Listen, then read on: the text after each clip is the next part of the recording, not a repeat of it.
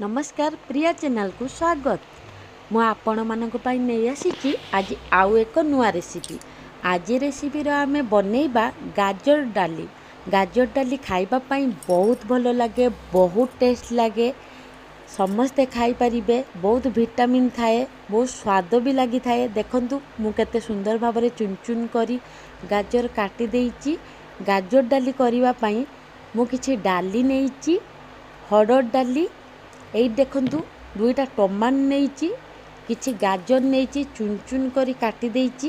केमिति डाली बना होउची चलंतु आमे बनैबा आरंभ करिबा।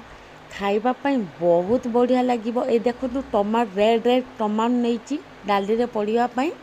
एबे आमे जल्दी जल्दी डाली बनैबा आरंभ करिबा। एठी देखंतु डाली भी धोई कि मु नेइ जाईची।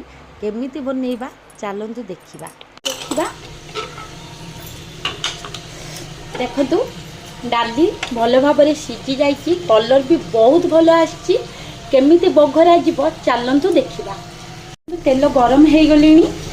एबे आमे फुटण सुखिला लंका फुटेदबा, तेजपत्र पकेदबा,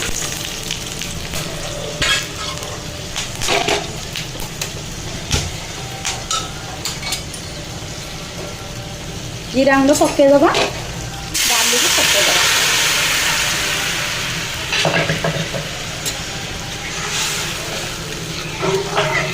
देखंतु केते सुंदर से कलर आछि, बहुत भलो लागिबो। गाजर डाली खाइबा पई टेस्टी रहिबो।